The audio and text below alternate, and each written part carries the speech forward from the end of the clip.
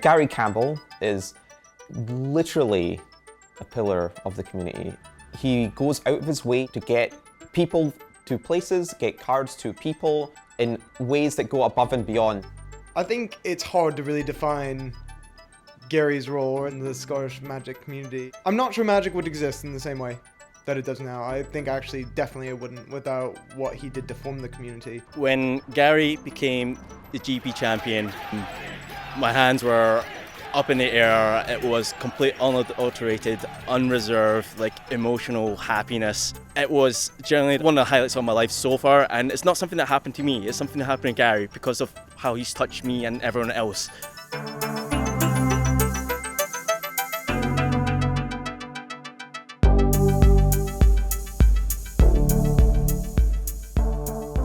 They call me the old man. Yeah, it is a fact. I'm the oldest. Gaza, 006. Yeah. That's another name they call me. Right now we're driving to Dundee, my hometown city. It's an industrial city. Dundee gets a poor rep in Scotland. So we're at Dundee United football ground, Tannadice. When I was a schoolboy, I was signed here and I played here for this club. My strengths as a football player were speed. It was always speed. I was on the left wing. Injury eventually, both ankles, had a few operations, and that was the end of that. That was when I got into the building trade and focused on a building career. Why I've always kind of felt kind of unique in that I was a builder, a football player. I went to nightclubs and pubs and all these things when I was younger. Magic was a kind of a secret. I couldn't really discuss it with my building friends or my football mates, to which I played football every Saturday and Sunday. But by the same token, I was wanting to go to these Magic tournaments.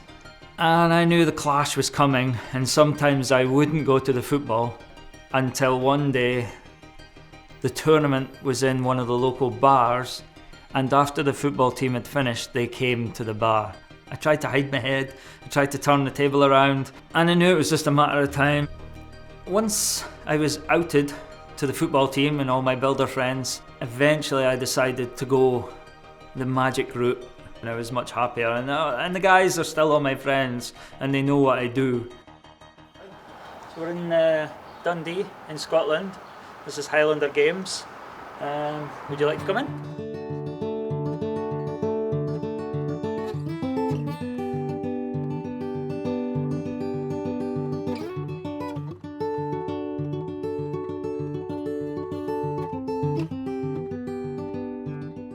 It was after Worlds 2002. I got lucky enough to pick up some money from that event, and that was what let me put that towards this store. The players in the community all gather here. It's incredible, and these are the important bits. It's the community. That's what this shop's about.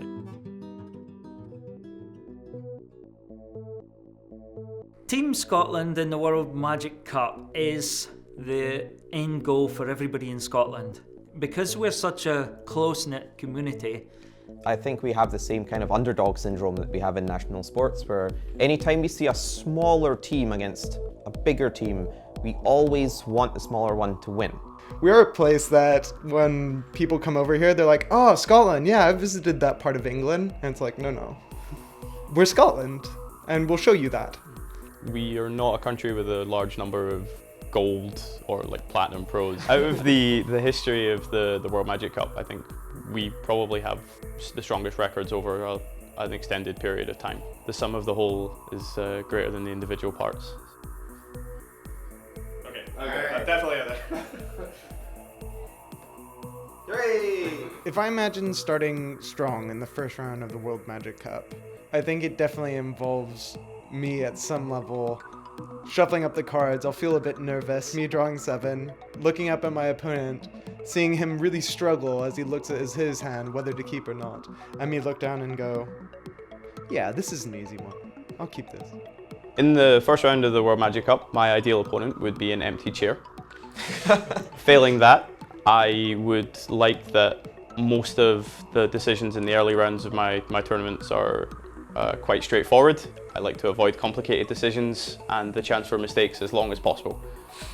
So ideally a mulligan to 3 by your opponent. Yes, I will take my wins in any way that I can get. So, seeing Gary win was the kind of moment that made you so proud to be a Scottish Magic player. Hello my friends and welcome to live coverage of GP Birmingham coming your way from the UK, and it is Gary Campbell facing off against Gregor. I never ever imagined I would ever get close to even a top 8, and the stars aligned that day. Everything that could go right went right, and for my opponents, anything that could go wrong went wrong. It's a city of traders. Greg on 3 life, Kowalski on 3. sacrificing. Oh, There 100. goes the king. On day 1, I messaged my better half to say I was 4-0, and she texted back, I've still got the text, so the worst you can go is 4-4. And next one, the Kingston Bridge at the Dome, and Gary Campbell is the champion of GP Birmingham. The Legacy Tournament goes the way of the Scottish Godfather, and he cannot believe his luck, my friends. There is not a more deserving man in the building for this tournament. This man has done so much for Scottish Magic, for the game that we all know and love. A truly wonderful... Recently I went to Stockholm, and 2 guys come up, they tap you on the shoulder, shake your hand, say welcome to our country, you're an inspiration.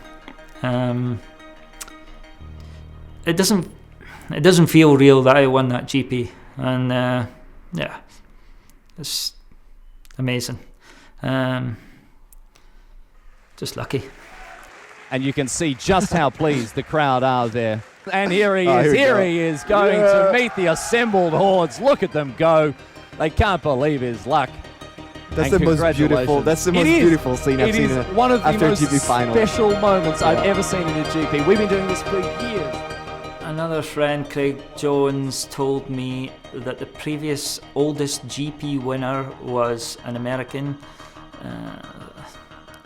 Tom Swan, 18 years ago, and he was 50-year-old, so I broke that record. I have a feeling that that'll hold for another 18 years. It'd be nice to still be playing in 18 years when I'm 70.